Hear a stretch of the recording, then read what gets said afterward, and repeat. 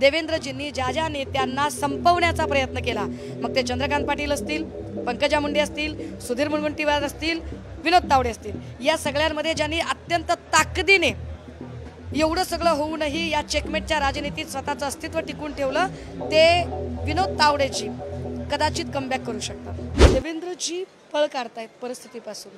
खरं तर त्यांनी आमच्या पक्षप्रमुखांकडून शिकलं पाहिजे की चिन्ह नाही, पक्ष नाही, माणसं सोबत नव्हती तरीसुद्धा आम्ही राखेतनं उभे राहिलो, आम्ही लढलो। तर हे लढणं जमलं पाहिजे। शस्त्र टाकून पळणं सोपं आहे, फेस करणं अवघड आहे। देवेंद्रजी फेस करत नाही आहेत।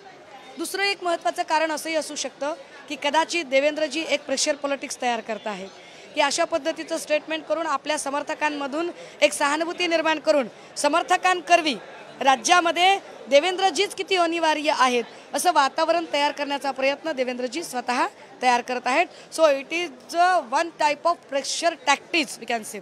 तर हे एक दबाव तंत्र असू शकतं।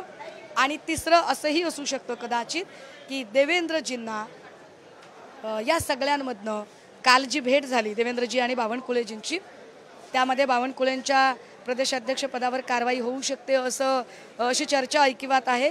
तर अशी कारवाई कदाचित देवेंद्रजींवर पण होऊ शकते। तर त्याआधीच एक डिग्निफाईड एक्झिट आपण घ्यावी, कारण पार्टीने कारवाई केली तर सेटबॅक बसेल। त्यापेक्षा आपणच हे बोलून मोकळे होऊया आणि मग सांगता येईल की देखो भैया मैंने तो खुद ही कहा था कि मुझे जिम्मेदारी से मुक्त करो। तर या आशयाचं ते असावं असं मला वाटतं। कालचा जो निकाल आलाय त्यानंतर एकंदरीत महाविकास आघाडीला जास्त पसंती अशा पद्धती एकंदरीत चित्र आहे।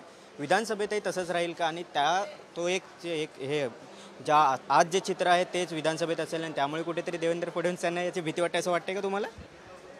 मॅन्डेट स्पष्ट आहे, फक्त महाराष्ट्रातच नाही तर देशभरामध्ये मॅन्डेट स्पष्ट आहे की मोदीजींनी जे तोडीफोडीचं राजकारण केलं ते कोणालाही आवडलेलं नाही आहे। एक ॲटोनॉमस इन्स्टिट्यूशनचा जो गैरवापर, अतिरेकी गैरवापर झालेला आहे, ज्या स्वायत्त संस्थांना हाताशी धरून आम्ही कचरा साफ करणार आहोत, आम्ही भ्रष्टाचारांना साफ करणार आहोत, पण कचरा साफ करून ठेवला कुठे साहेब? तुम्ही डस्टबिनमध्ये ठेवला ना। आणि डस्टबिन कोण आहे? तर आजच्या तारखेला डस्टबिन भाजपला केलं, भाजप नावाच्या डस्टबिनमध्ये हा सगळा भ्रष्टाचारांचा कचरा जमा केला। हे लोकांना पटत नाही, लोकांना गृहीत धरणं पटत नाही। त्यामुळे लोकांचे जे काही मॅन्डेट आलेले आहेत त्या मॅन्डेटवरून मला असं वाटतं की विधानसभेला सुद्धा हा टेम्पो ॲज इट इज राहील। किंबहुना आमचीही सुद्धा ही जबाबदारी आहे की आम्ही डोक्यात हवा न जाऊ देता, विजयाची हवा डोक्यात न जाऊ देता पाय जमिनीवर घट्ट रोवून अजून लोकांशी आमची कनेक्टिव्हिटी वाढवली पाहिजे। पब्लिक इश्यूजवर आम्ही काम केलं पाहिजे आणि विधानसभेला ताकदीने सामोरं गेलं पाहिजे। हा टेम्पो जर राहू शकतो त्यामुळे भाजपला कुठेतरी, त्यामुळे फडणवीसांना पुन्हा एकदा त्यांच्यावर हे खापर फुटेल असं काही भीती वाटते का त्यांना? माझं म्हणणं आहे की भाजप आता रिस्कच घेणार नाही। हा टेम्पो राहू शकतो, राहणार आहे हे भाजपला माहिती आहे। आणि अशा परिस्थितीमध्ये देवेंद्रजींबद्दलची कमालीची नकारात्मकता महाराष्ट्रामध्ये आहे।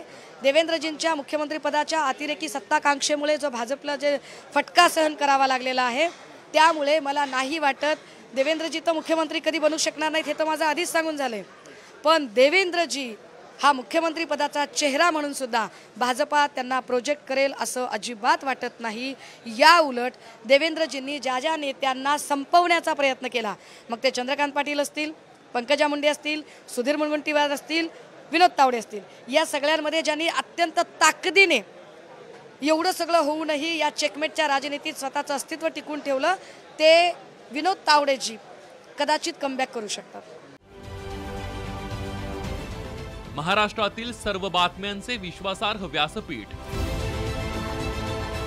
सकाळच्या सर्व सोशल मीडिया प्लॅटफॉर्मला लाईक, फॉलो आणि सबस्क्राईब करा। तसंच सर्व नोटिफिकेशनसाठी बेल आयकॉन प्रेस करायला विसरू नका।